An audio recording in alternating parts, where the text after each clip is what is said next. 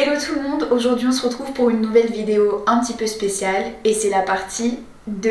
Dans cette partie, on va vous expliquer qu'on considère comme notre descente aux enfers tous les événements qui se sont passés et qui nous ont endurcis aujourd'hui. Donc voilà, je vous laisse avec le récit.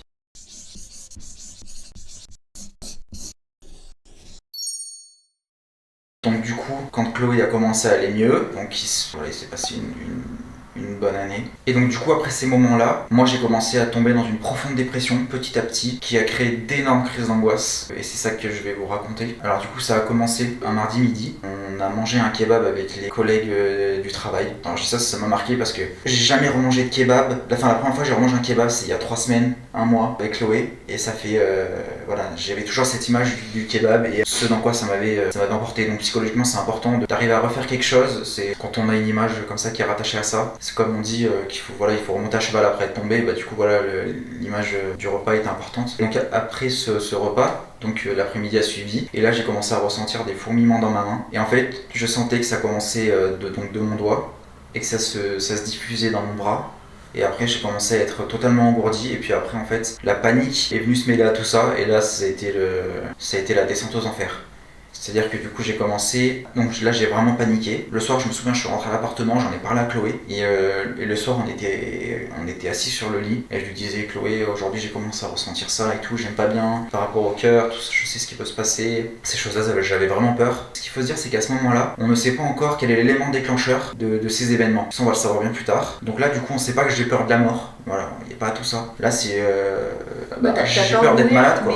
Mais là t'as peur d'avoir un truc, mais... Ouais, d'avoir un truc de grave, de mourir, mais c'est pas aussi... Non, c'est pas net. C'est pas aussi prononcé que ça a pu l'être par la suite. Alors en fait, le lendemain matin, je suis allé dans une pharmacie que j'ai trouvée ouverte pour demander à un pharmacien donc s'il avait l'idée de ce qui pouvait se passer pour moi, de ce que j'avais, et il a été incapable de me dire ce qui se passait, et donc du coup il m'a redirigé vers le cabinet d'un médecin qui était à 50 mètres de la pharmacie, et donc je suis allé voir cette médecin, donc qui m'a prise gentiment entre deux rendez-vous, et donc là elle a commencé à me sculpter, à regarder, elle pensait que c'était un syndrome du canal carpien, donc tout ça. Sauf que moi j'y croyais pas une seconde. Et donc là, à partir de ce moment-là, dans ma tête, c'est l'effet boule de neige. C'est-à-dire que je commence à être de plus en plus angoissé. J'ai qu'une envie, c'est de voir un médecin, mais de voir un médecin très souvent pour comprendre ce qui se passe. Parce que voilà, j'ai ce membre qui est engourdi, j'ai l'impression d'avoir la jambe engourdie. Et donc là, c'était très compliqué à gérer. Et c'était une période où le soir, donc vu que j'étais sur Saint-Étienne, je rentrais chez Chloé, chez sa mère, et je passais la nuit là-bas, et ensuite je retournais sur Saint-Étienne le lendemain. Et un soir de la semaine, donc, je devais aller chercher Chloé à la gare, et je lui ai dit, arrête-toi, je l'ai appelé donc sur la route, et je lui ai dit, arrête-toi Vienne, il faut que j'aille aux urgences, c'est pas possible, ça va pas. Je revois mon regard dans le rétroviseur intérieur de la voiture, et je voyais mes yeux vitreux et tout, je me dis, c'est pas possible, je suis en train de mourir, il y a un truc, c'est pas possible. Donc là, du coup, Chloé, déjà, ne le prend pas très bien. Parce que Chloé, elle prend pas très bien, elle veut pas que j'aille à Vienne avec elle, à l'hôpital de Vienne, que je l'amène avec elle à l'hôpital de Vienne. Alors que c'est là où son père est décédé. Et c'était la dernière fois que j'y étais allée, j'avais vu mon père à la morgue en fait. Enfin, du coup, là, il faut se remettre dans le contexte et que moi je comprends pas ce qui lui arrive. D'un coup, il devient angoissé et il faut qu'il aille aux urgences parce qu'il a son bras engourdi alors qu'en fait, tranquille, Mais enfin, du coup, moi j'ai le recul, mais lui il l'a pas. Lui il est dans l'engouement alors que moi j'y suis pas encore. Donc, du coup, quand il m'appelle et qu'il me dit tu sors à Vienne, en fait, je me suis sentie prise en otage. C'est-à-dire qu'il m'a entre guillemets forcé à sortir à la gare de Vienne, à rentrer dans sa voiture et il m'a littéralement forcé à aller avec lui à Vienne et moi je me suis retrouvée, je me souviens, il était dans la salle d'attente et au bout d'un moment moi j'ai tout fait dans la salle d'attente, c'est l'une des seules fois où je l'ai accompagné et où il y avait les ambulanciers qui arrivaient, il y avait des hommes un peu âgés qui ressemblaient à mon père qui passaient, je me suis sentie pas bien et je me rappelle être sortie, avoir dit à ma mère, je l'ai appelée, j'ai dit mais maman mais viens me chercher, je peux pas rester ici et puis de toute façon je peux pas cautionner ce qu'il est en train de se passer, il est en train de devenir fou, enfin moi je me suis dit, et ce jour-là du coup toi t'es restée aux urgences. Du coup moi je suis resté aux urgences. Et ma mère est venue me chercher. Donc sa mère est venue la récupérer. Donc moi j'ai passé, donc ils m'ont fait passer des examens, donc les prises de sang. Ils m'ont fait passer un électrocardiogramme, donc tout était normal, il n'y avait rien. Et donc je suis ressorti plus tard dans la nuit, mais en ayant toujours ces choses-là et toujours cette angoisse permanente d'avoir quelque chose. Je ressentais quelque chose, vraiment j'avais ce bras engourdi. Pour quelle raison je l'ignore. Sans doute le stress. Alors du coup, à la suite des urgences, donc je suis rentré chez Chloé et donc j'ai continué donc ces angoisses. Donc j'ai cherché à aller voir des médecins, donc d'autres médecins. Donc je suis allé voir un autre médecin sur Saint-Etienne qui m'a fait donc des tests neurologiques. Donc mettez-vous debout, tendez les bras, fermez les yeux, marchez sur place, tous ces trucs pour voir en fait si vous n'êtes pas en train de faire un AVC. Et donc j'allais faire ça toujours, donc j'étais toujours au travail et donc je demandais à chaque fois à mon patron si je pouvais partir avant, si je pouvais m'absenter pendant la journée pour aller chez le médecin parce que vraiment je me sentais pas bien. Donc je le remercie d'ailleurs d'avoir été aussi compréhensif avec moi et de m'avoir soutenu. Parce qu'il aurait pu très bien refuser le fait que je parte. Mais dans tous les cas, même s'il refusait, moi je partais, c'était sûr. D'ailleurs, quand on est comme ça en fait, il faut savoir qu'il n'y a rien qui vous retient. On a beau vous dire tout ce que vous voulez, une fois que vous avez une idée dans le crâne, c'est impossible de la faire sortir de la tête. Donc là, je commençais à aller voir des médecins, donc j'ai vu plusieurs médecins. Et donc un week-end, le week-end qui a suivi, je crois, on allait chez mes parents. Et là, donc toujours pareil, j'ai toujours ressenti ces mêmes fourmillements, ces mêmes choses. Et j'avais mal à la tête aussi en même temps. Parce que j'ai commencé à développer aussi des maux de tête. Parce qu'en entendant les médecins qui disaient oui, mais vous avez juste mal là, vous avez par exemple, vous avez pas mal à la tête, vous avez pas mal à la poitrine, ou c'est juste ce genre de choses-là. Du coup, il y a le côté somatique qui entre en jeu. Et là, du coup, je commençais à ressentir des maux de tête. Donc du coup, qui s'accumulaient avec les engourdissements des membres. Et donc, ce week-end-là, ce samedi, on est chez mes parents à Valence et donc je décide d'aller aux urgences parce que ça va pas du tout. Parce que je suis vraiment pas bien, je suis dépassé par les événements, j'ai besoin d'aller voir un médecin. En fait, j'avais besoin de voir un médecin pour qu'il me rassure, qu'il me dise que tout va bien, que j'ai rien. Donc du coup, je vais aux urgences, donc j'attends un certain temps là, aux urgences. Donc je passe des prises, ils me font des prises de sang classiques, un électrocardiogramme. Donc tout s'avère normal. Et là, le médecin me dit, on va vous faire passer une IRM cérébrale pour voir, parce que voilà, de ce que vous me dites, tout ça, on préfère être sûr. Donc du coup, je passe une IRM cérébrale. Donc ça dure des heures, hein, enfin, entre le temps d'attente, le temps de passer, tout ça. Moi, je suis tout seul aux urgences. Donc là, je suis aux urgences, je passe l'IRM. Et ensuite, après avoir passé l'IRM, il y a Chloé, ma mère, qui me rejoignent aux urgences, donc. Et qui patiente avec moi pour comprendre ce qui se passe. Donc tout le monde est un peu dans tous ces états. Ma mère a peur parce qu'elle comprend pas ce qui se passe. Elle comprend pas pourquoi j'ai ça. Elle voit son fils qui est en pleine... C'est la déchéance en fait, il faut remettre les choses dans leur contexte. C'est que moi je me vois mort quoi. Il n'y a plus de suite, il n'y a plus rien. C'est terminé. Et donc là il y a ma mère qui vient à côté de moi, donc dans le brancard, dans le couloir, parce que forcément il n'y a pas de place, avec Chloé.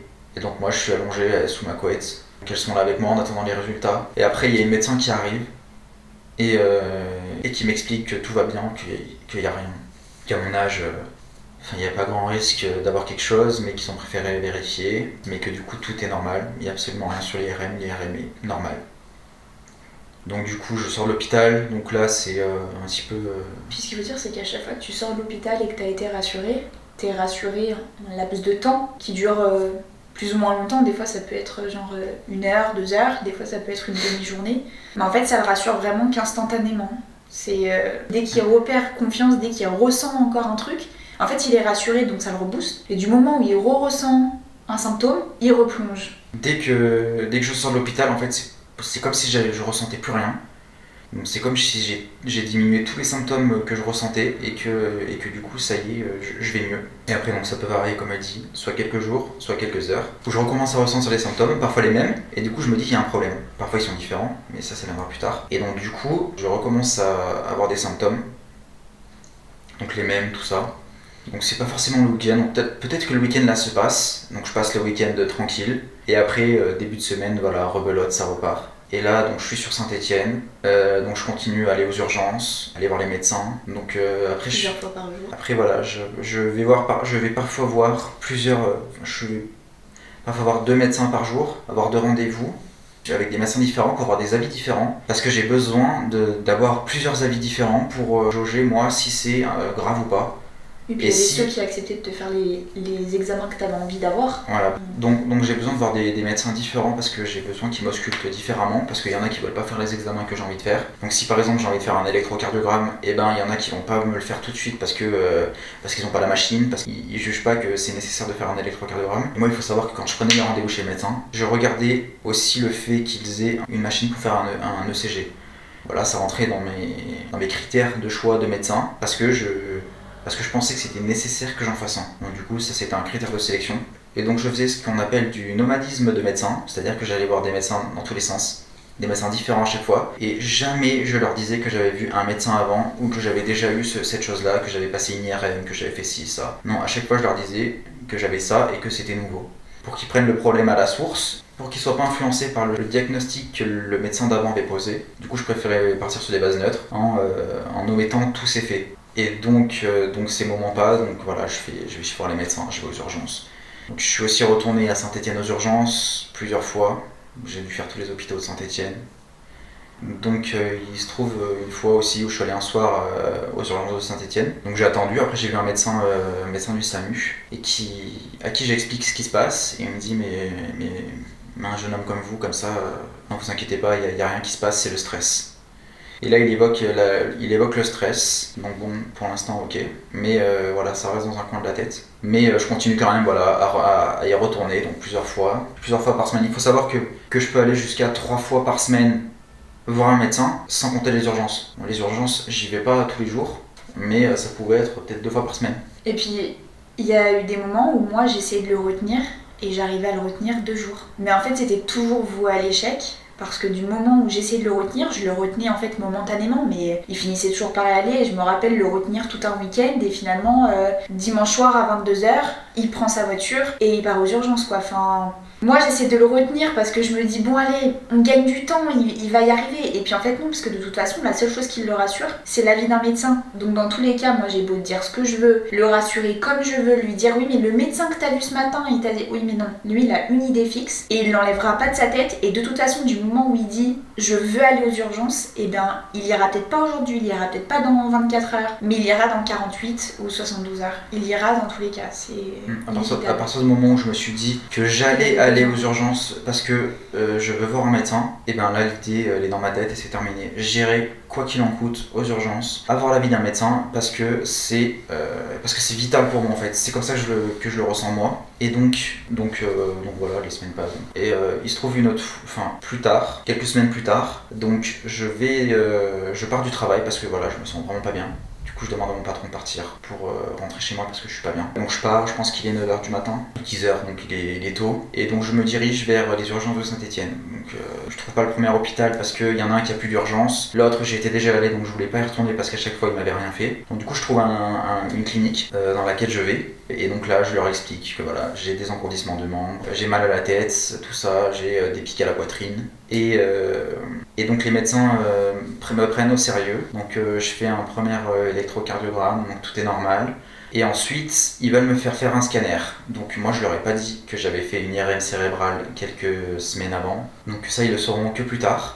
Donc du coup, je fais mon scanner. Donc du coup, je reste toute la journée en fait à l'hôpital. Et pendant ce temps, j'ai pas mon téléphone. Mon téléphone, moi, il est dans mon sac, enfin dans ma veste, sous le brancard, dans un sac plastique, tout ça, tout rangé. Et donc je l'entends vibrer, sonner. Mais de toute façon, je m'en fous parce que ici, je suis en sécurité. Je suis à l'hôpital, je suis en sécurité. Donc je donnerai la bonne nouvelle aux autres quand je serai sorti. Donc j'ai pas besoin de mon téléphone maintenant. Je préfère être seul et attendre seul. Sauf que Chloé, elle n'a pas de nouvelles de moi depuis que je suis partie. En fait, le dernier message que j'ai reçu, c'est « Je pars aux urgences ». Mais il n'y avait ni de localisation. Non, je t'ai dit je pars du travail. Tu pars du travail et je crois qu'après tu m'as dit je suis aux urgences à Saint-Étienne. Sauf que du coup là il faut se dire qu'au bout d'une heure, non, 2 je t'ai heures... pas dit, je suis pas sûre que t'avoir dit ça. Si, parce que du coup après j'ai appelé l'hôpital de Saint-Étienne et ils m'ont dit on l'a vu, mais il est parti. Et ils ont dû me dire il est parti il y a genre presque 1 heure quoi. Et moi je commençais à me dire mais il est parti, mais entre temps ça veut dire qu'il est plus dans l'hôpital. Mais entre temps il m'a pas dit où il était, il m'a pas dit où est-ce qu'il partait. J'appelle le travail. Parce qu'il faut savoir que si moi je disais à Chloé que j'étais allé dans un hôpital et que du coup j'étais parti parce qu'il voulait pas me recevoir, pas me faire d'examen, j'allais pas lui dire que j'allais aller dans un autre hôpital parce que sinon j'allais me faire fumer quoi. Donc je disais rien et j'y suis allé. Et du coup moi à ce moment-là, je suis inquiète parce que je sais pas où il répond pas. Je le localise. Non, à l'époque on n'avait pas la localisation. Et c'est à partir de là qu'on s'est géolocalisé l'un et l'autre, pas pour s'espionner, mais du coup parce que je me suis dit en fait là ça aurait pu nous éviter beaucoup. Parce que j'ai fini par appeler ta mère et je lui dis il m'a pas donné de nouvelles. Et du coup, là, ça faisait, je crois qu'il était pas loin de 13 ou 14 heures. Et du coup, j'avais pas eu de message depuis 9 heures du matin. Donc là, moi, je commence à regarder accident sur la 7, accident machin. Et je trouve rien. T'as appelé mon patron aussi? J'ai appelé ton patron, ils avaient pas de nouvelles de lui depuis qu'il était parti le matin. Et en fait, la mère de Théo, elle a fini par appeler les pompiers. Et dire il est peut-être coincé chez lui et peut-être qu'il a fait un malaise chez lui. Et en fait, et quand on est rentré le soir, ils avaient déployé la grande échelle et ils avaient cassé la fenêtre, enfin ils avaient déboîté la fenêtre pour rentrer. Et finalement, en fait, Théo m'appelle sur ses entrefaits. Et donc je rappelle les pompiers en disant vous avez été appelé par ma belle-mère et voilà, vous étiez censé aller à rue de Gerland machin. Et en fait, il me dit mais il y a déjà eu une intervention et il y avait personne. Et moi je me suis dit putain, du coup, on les a fait déplacer pour rien. Et finalement, je me suis excitée contre Théo en lui disant mais tu te rends compte qu'on a fait venir les pompiers pensant que t'étais mort chez toi, tout seul dans l'appartement, pendant que toi en fait t'étais aux urgences. Et enfin c'était ce jour-là, il avait été horrible. Et moi je me suis rendu compte de ça, donc je suis sorti des urgences, tout ça, et mon téléphone sonne et mon père m'appelle. Donc je venais juste de récupérer mon téléphone, donc du coup je décroche. Et mon père il me dit mais ça va, qu'est-ce qui se passe? Tout le monde est inquiet. Du coup je comprends pas, je dis comme ça tout le monde est inquiet, moi je suis aux urgences, je viens de sortir des urgences. Tout va bien. Et c'est après donc, que je prends compte de la situation et donc que les pompiers sont intervenus, tout ça. Et aussi, il faut savoir donc, que j'ai passé le scanner et du coup après le médecin, une fois qu'ils m'ont dit ok c'est bon, il n'y a rien, vous pouvez sortir, le médecin qui s'occupait de moi, le médecin des urgences, me dit je vais vous faire une ordonnance pour une prescription pour passer une IRM cérébrale. Parce que bon, un scanner c'est pas une IRM, l'IRM elle voit plus de choses, machin. Donc je vais vous faire un papier pour passer une IRM cérébrale. Et là moi je lui dis mais j'en ai passé une il y a 2 semaines. Et là, il me regarde et il me dit « Et vous ne l'avez pas dit ?» Et je lui dis non. Et là, j'en suis pris plein la tête. Il m'a dit mais c'est n'importe quoi, franchement c'est inadmissible. Parce que ça coûte super cher de faire des examens comme ça. En plus c'est pas bon pour la santé parce que les rayons ils sont hyper mauvais. Et là du coup il s'était inquiété. Alors que si je lui avais donné l'IRM et qu'il avait pu lire l'IRM, il aurait su qu'il y avait rien du tout. Que du coup il y avait aucun examen à faire et que j'avais rien à faire ici. Donc voilà, donc le médecin m'a engueulé. Donc ensuite je suis rentré. Il s'est passé des jours, des semaines. Et donc du coup les jours et les semaines se suivaient et se ressemblaient. Il y a aussi un jour où j'ai eu peur d'avoir le sida. Alors c'est venu comme ça. Et j'ai eu peur d'un coup, je me suis dit putain mais alors c'est pas possible. C'est obligé que je l'ai. Mais alors pourquoi je sais plus exactement. Donc là j'étais en cours et il se trouve que du coup j'ai dû aller à la pharmacie à côté pour faire un test avec il vous pique le bout du doigt là pour voir. Du coup j'étais en panique, sauf que là du coup je l'ai dit à Chloé, sauf que du coup ça impliquait aussi beaucoup de choses pour elle. Et là c'était vraiment trop. Donc il y a eu cet épisode là. Ensuite, je sais plus comment c'est venu, mais j'ai été amené à voir un psychiatre. Donc j'ai trouvé un premier rendez-vous avec un psychiatre sur Lyon. Donc j'ai réussi à avoir un rendez-vous avec ce psychiatre. Donc du coup j'ai dû appeler plusieurs psychiatres parce que c'est compliqué d'avoir un rendez-vous rapidement avec un psychiatre. Donc là il me dit que je suis dans un état de dépression et d'hypocondrie avancée. Et donc du coup il commence à me donner des cachets. Donc il commence à me donner des antidépresseurs et des anxiolytiques, mais des anxiolytiques légers. Donc du coup je commence à être suivi par ce monsieur. Et donc ce psychiatre décide de m'arrêter. Donc là je suis en arrêt de travail. Je suis en arrêt de travail quelques temps après. Et donc là pour moi c'était impossible de rester à Lyon. J'avais besoin de retourner chez mes parents. Donc là du coup je décide de retourner chez mes parents, de retourner un temps chez mes parents. Parce que là-bas je me sentais en sécurité, je me sentais bien, je me sentais apaisé. Parce que du coup j'étais chez moi, j'étais dans ma chambre, j'avais mes repères et j'étais accompagné parce que Chloé n'était pas très cool avec moi. Et du coup c'était compliqué pour moi de gérer ça en plus au quotidien. Donc du coup je suis retourné là-bas, ça m'a fait beaucoup de bien, j'étais bien. Après il faut savoir aussi que j'avais pas spécialement envie de rester tout seul avec Chloé. C'était pas la présence de Chloé, mais c'est que j'avais besoin qu'il y ait quelqu'un d'externe à la situation, enfin externe à notre couple, qui soit là. Parce que Chloé, j'avais l'impression qu'elle me jugeait trop, qu'elle ne me comprenait pas dans ce que je vivais. Donc j'avais besoin d'avoir mes parents, ma mère, parce que mon père n'a jamais compris. Même aujourd'hui je pense pas qu'il ait compris ce que j'ai traversé. Il se trouve que ce médecin tombe en arrêt maladie après et que du coup je me retrouve sans psychiatre. Donc j'étais chez mes parents, je vais chez mes parents. Chloé venait me voir le week-end. Et pendant cette période-là, il y a un moment donné où à table, malencontreusement, mes parents ont parlé du gendre du voisin qui était atteint de la maladie de Charcot. Et là, c'est le drame. C'est-à-dire que pour moi, tout a fait sens d'un coup dans ma tête. Le bras, l'engourdissement des membres, le mal à la tête, tout ça, tout s'est lié. Et là j'ai compris et je me suis dit c'est bon, c'est ça en fait. Vraiment j'ai mis un mot sur les mots et pour moi c'était sûr, c'était ça, c'était clair, ça n'avait jamais été aussi clair dans ma tête qu'à partir de ce moment-là. Donc là c'était très compliqué, c'était une période très compliquée. Et donc je cherchais à tout prix à avoir un neurologue pour passer un électromyogramme. Donc l'électromyogramme c'est quand on vous plante une aiguille dans le muscle et qu'on vous demande de serrer, d'activer votre muscle en le contractant. Et après ça retranscrit en fait sur sa machine et elle voit du coup s'il y a une dégénérescence musculaire ou non. Donc du coup ça a pris quelques semaines avant que je puisse avoir rendez-vous chez une neurologue. Et j'ai réussi à avoir le rendez-vous chez le neurologue. Donc je pense que c'était début juin. Non mais il faut expliquer l'enfer avant tel rendez-vous en fait. Parce que du moment où il se dit ça, donc là on vit plus ensemble. Comme il disait tout à l'heure, il ne se sentait pas compris par moi. Mais moi à ce moment-là, en fait, je suis dévastée. C'est-à-dire que j'ai perdu mon père 2 ans avant. Je m'en suis pas complètement remise. Et là, je suis dans un truc où il m'abandonne complètement. Et je me sens seule parce qu'en fait, il peut plus se retrouver seul dans une pièce avec moi. Je lui dis je t'aime au téléphone, il me répond plus. Et je comprends pas en fait, je comprends pas du coup moi ce que je fais là-dedans, je comprends pas. Et puis il continue de vouloir aller aux urgences. Et puis en fait, ses parents vivaient pas du tout la même chose que moi je vivais. C'est-à-dire que de dormir avec Théo, c'était devenu un enfer parce qu'il demandait qu'on lui parle pour qu'il s'endorme tout seul, pour pas qu'il ait peur. Il était tout le temps en train de dire je vais mourir, je vais mourir, je vais mourir, et c'était en boucle. Et en fait c'était tellement mais ça prenait la gorge quoi. Et pendant ces périodes-là on allait se promener, et en fait du moment où il s'est dit qu'il avait la maladie de Charcot, il allait mourir, c'était obligé. Et je me souviens que une après-midi on est allé dans un parc et on se promène, et d'un coup il s'arrête, il me prend les 2 mains et il me regarde droit dans les yeux et il me dit je vais mourir. Et je suis désolée parce que je suis à la fois je suis dégoûtée parce que moi j'avais envie de me marier avec toi, j'avais envie qu'on ait des enfants, mais ça sera pas possible, on n'aura pas le temps. Et moi à chaque fois j'essayais de prendre sur moi parce que le fait d'avoir une émotion pour son état, ça voulait dire que je le comprenais, alors qu'en fait il fallait pas rentrer dans son jeu et lui dire bah oui moi aussi j'ai peur pour toi, ouais c'est sûr tu vas mourir. Non en fait moi je le sais qu'il va pas mourir et je le sais qu'il a pas la maladie de Charcot. Mais à ce moment-là, en fait, je suis obligée de lui dire non mais ça va le faire. Et en fait, il me dit moi je veux que tu refasses ta vie, mais je suis dévastée quoi. Et il y a même quelques jours après, donc je crois 2-3 jours avant le rendez-vous pour l'électromyogramme, il me dit tu refais ta vie, mais genre là je vais mourir. Donc en fait il me dit je me vois même pas continuer avec toi, c'est-à-dire que là il était limite en train de me quitter. Et moi en parallèle j'apprends que ma mère elle a une tumeur à la thyroïde. Et en fait je me dis mais c'est pas possible, en fait réellement mon père est mort, réellement ma mère a une vraie maladie.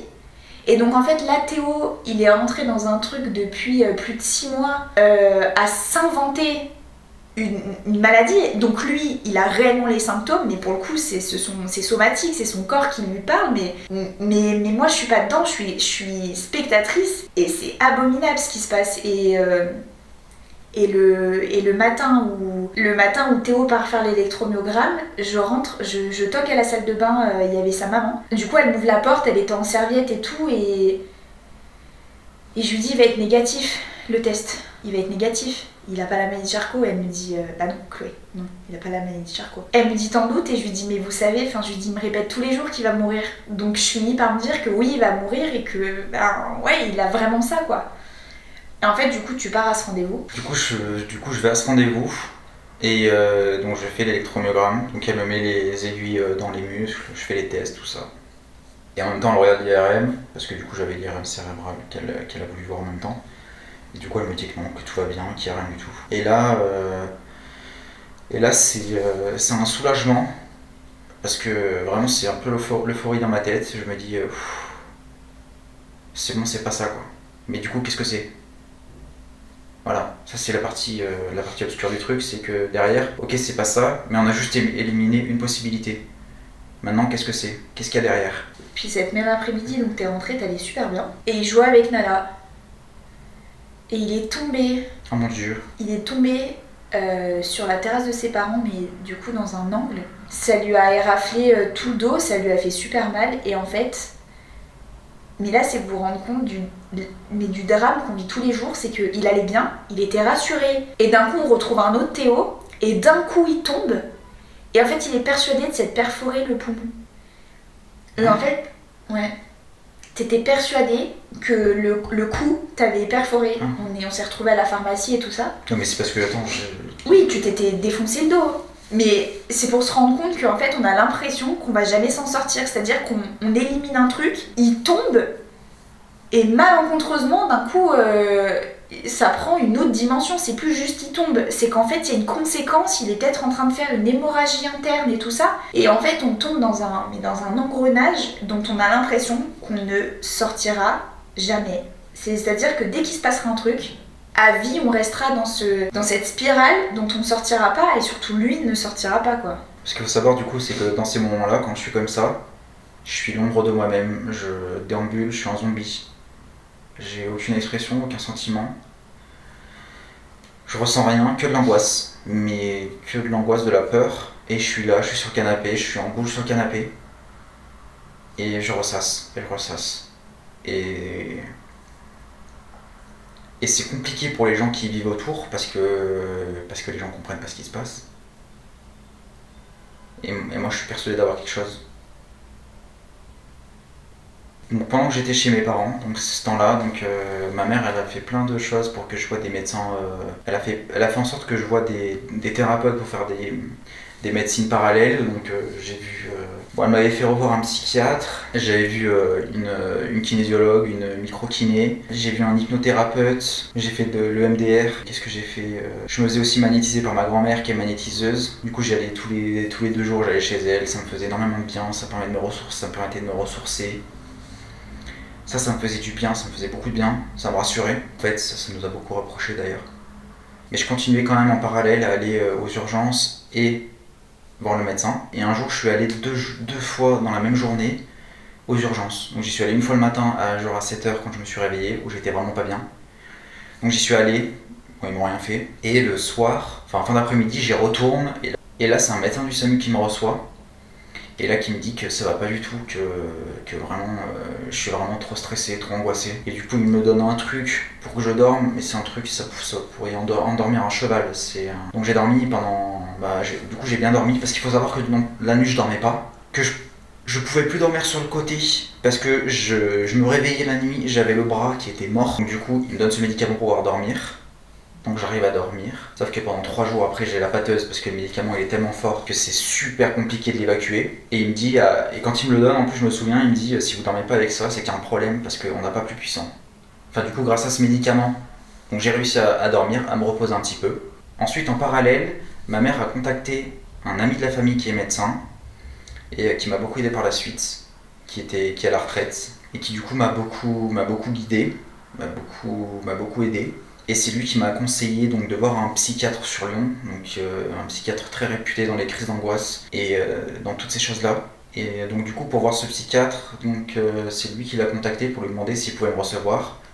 Il lui a demandé que je fasse une lettre manuscrite afin que je lui explique tout ce qui se passe pour avoir mon engagement si j'étais prêt à me faire soigner ou non. Donc du coup la neurologue c'était en début d'été. C'était en juin, c'était début juin. Et ensuite, nous, avec Chloé, on est partis en vacances, donc début août, fin juillet, début août. Et là, c'était aussi un peu catastrophique. Déjà, moi, il faut se dire que je commençais à être en arrêt maladie. J'allais uniquement à l'école, j'allais plus au travail. Parce que du coup, comme j'étais en alternance, si j'allais pas à l'école, j'étais pas payée. Et je me faisais arrêter parce que moi, à ce moment-là, en parallèle, mon corps m'a aussi dit stop. J'ai perdu 4 kilos. J'avais des forts maux de ventre, mais c'était atroce. J'arrivais même plus à ouvrir la bouche pour manger. Dès que j'ouvrais la bouche pour avaler quelque chose, c'était horrible. Et du coup, j'avais beaucoup de baisse de tension, donc j'arrivais même pas trop à marcher. Enfin, ça devenait vraiment compliqué. Et en fait, même à ce moment-là, je vais voir le médecin et il me dit mais par contre je sais plus trop quoi faire pour vous. Enfin, ils m'ont fait faire 3-4 tests de grossesse en se disant mais c'est pas possible, enfin, vous êtes enceinte, il se passe un truc. Et en fait on se retrouve en Corse. Oh, mais attends, avant la Corse il y a eu Roquefort. On va donc en vacances, donc à Roquefort-les-Pins. Et là donc on était que tous les deux avec Chloé pendant une semaine. Et là à ce moment-là je commençais à choper des pics à la poitrine, des points au cœur. Enfin, je veux absolument voir un médecin pour qu'il me fasse un électrocardiogramme. Et n'ayant pas de médecin à proximité, je me retrouve chez un cardiologue qui accepte de me prendre et qui du coup me fait un électrocardiogramme poussé et qui me fait aussi une échographie cardiaque. Donc du coup je suis rassuré, mais pour combien de temps ? Du coup après, ce qui était prévu c'est qu'on rejoigne les parents de Théo en Corse. Et là, je crois que ça a été définitivement les pires vacances de toute ma vie. Enfin, j'espère que ce sera les pires. Parce que du coup, on arrive là-bas. Alors déjà, moi, personnellement, donc on arrive là-bas. On part du port d'où on venait d'arriver. Et en fait, sur la route, mais moi, j'étais pliée en deux. Mais un mal de ventre que j'avais jamais ressenti. On trouve comment ça s'appelle, un centre médical où il y avait énormément de personnes, où c'est sans rendez-vous, c'est des trucs un peu de garde. Mais c'était le week-end aussi. Hein. C'est une maison de garde. Ouais, c'était une maison de garde, ouais. Et du coup, on a attendu des heures et des heures. Et en fait, quand on voit le médecin, il dit bah vous avez fait des tests de grossesse. Je dis bah oui, je suis pas enceinte, c'est officiel, c'est sûr. Et là, par contre, il commence à dire non, mais avec tout ce que vous avez fait, vous avez déjà vu beaucoup votre médecin traitant, pas vous laisser comme ça. Et donc là, il me dit, je sais pas. Il me dit pas vraiment ce qu'il pense, mais du coup, il me dit ok, bon bah on va quand même faire des examens. Donc là, du coup, il me prescrit.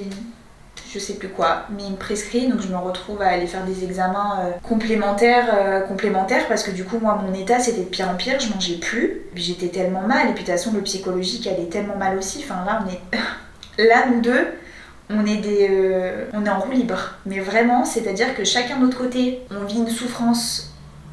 On est à la fois perpendiculaires parce que du coup on croise nos souffrances et nos souffrances nous font souffrir, mais à la fois c'est parallèle quoi, c'est qu'on ne se comprend pas.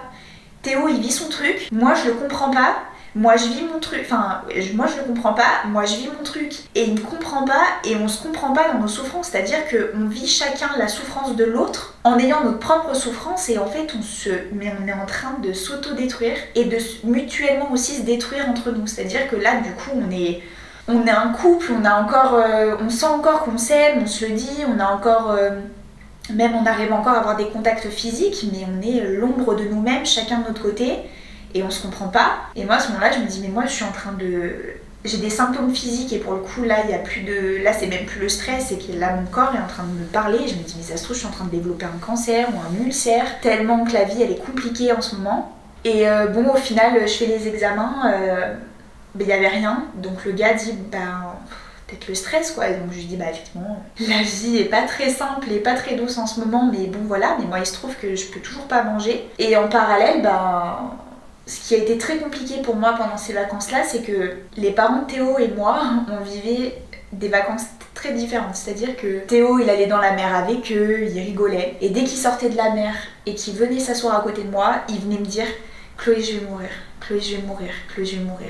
Et la journée c'était toujours ça, c'était Chloé je vais mourir, Chloé je vais mourir, Chloé je me sens pas bien, Chloé je vais mourir. Mais moi je me disais mais c'est pas possible, genre en fait la nuit il fallait que je le rassure, fallait que je lui parle, fallait que je chante pour l'aider à s'endormir. Et puis il me disait je vais mourir pendant que ses parents ils dormaient tranquillement. Et en fait je me rappelle en avoir beaucoup voulu à ses parents, mais surtout sa mère, parce qu'en fait son père il était dur, mais son père il a jamais vraiment compris, donc en même temps il a toujours été dur, donc je pouvais à moitié lui en vouloir, mais je me rappelle avoir dit à la mère de Théo, vous vous rendez pas compte, mais on vit pas la même vie quoi. Vous vivez ça en tant que maman, mais moi je vis ça la nuit. Du coup quand vous fermez votre porte et que vous partez dormir, même si elle dormait très mal les premiers temps parce que elle l'a dit qu'après qu'elle avait peur qu'en fait ils prennent trop de médicaments et qu'ils se tuent en fait parce que du coup c'était trop difficile, moi je lui disais vous dormez bien parce que vous dites que moi je dors avec lui, mais en fait moi je dors pas la nuit parce qu'en fait il me met une tête comme ça à me dire qu'il va mourir alors que moi en plus j'ai mal au ventre, j'arrive même pas à m'en sortir personnellement, c'était trop. Et plusieurs fois t'es allé voir un médecin en Corse et je me rappelle notamment d'un qui avait dit mais vous êtes stressé, mais vous êtes vraiment trop stressé, là va falloir prendre un peu de recul parce que vous n'avez rien monsieur, vraiment. Et je me disais mais c'est fou, on lui dit, c'est marqué noir sur blanc qu'il a rien, mais non, on va pas s'en sortir quoi. Et même à un moment donné, on a du coup après la Corse, on a rejoint ma mère à Barcelone. Enfin, on a rejoint ma mère sur la route et du coup après on est allé à Barcelone, ces vacances ont duré 3 semaines. Et ma mère me l'a dit qu'après, mais sur la route, du coup quand on s'est passé les voitures, le père de Théo a dit à ma mère j'espère qu'elle sera moins chiante avec vous que ce qu'elle a été chiante avec nous. En parlant de toi. En parlant de moi. Et en fait quand elle m'a raconté ça, je me rappelle on était chez New Balance à Barcelone et je me suis dit mais tu lui as dit ou pas ce que je vis en fait. Et là elle me dit non j'ai pas eu le temps parce que vous êtes revenu sur ces entrefaits et du coup j'ai pas pu en parler plus. Et moi je l'ai pris mais là parce que je me suis dit mais ils se rendent pas compte. Ils se rendent pas compte de la vie que je vis. Je me sentais incomprise en fait parce qu'à la fois on me jugeait parce que je comprenais pas Théo, alors qu'en fait je comprenais mais c'était si difficile de vivre la vie qu'on vivait. Il faut se dire que c'est des périodes avec Théo où je pense chacun de notre côté on avait envie de mourir.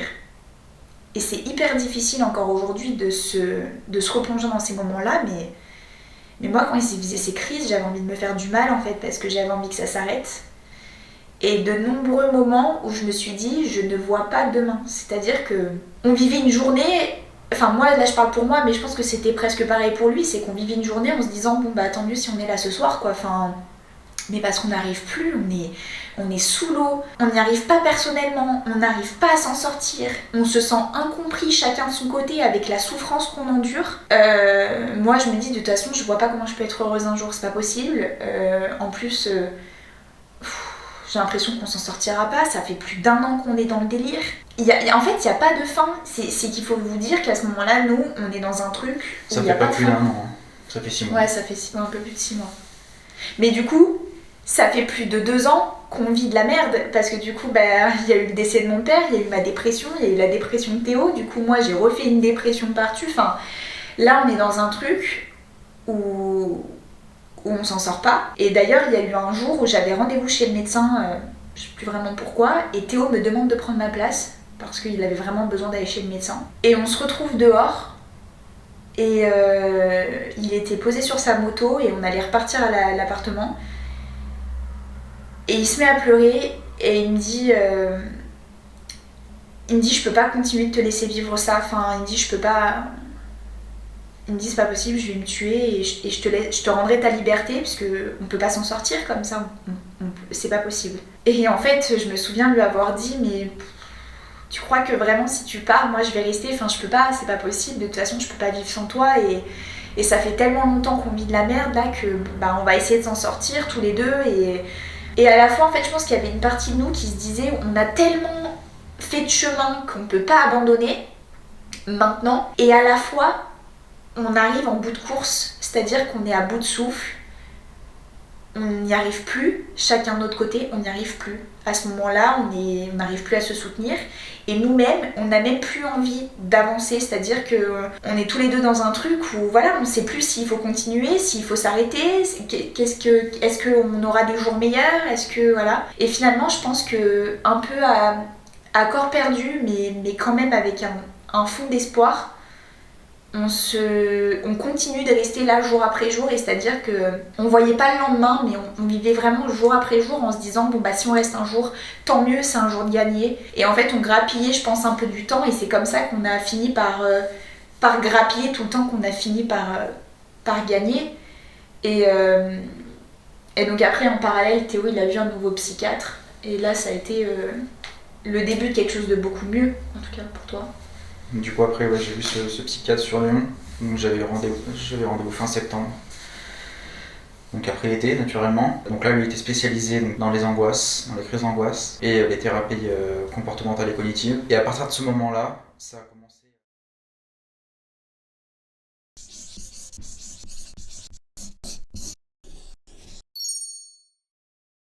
Je pense que c'est bien. Non, ça va. Elle va être compliquée, je te le dis. Comment Je sais pas ce que tu veux dire. Et ben en fait il avait l'impression d'être encore avec ma mère. Attends.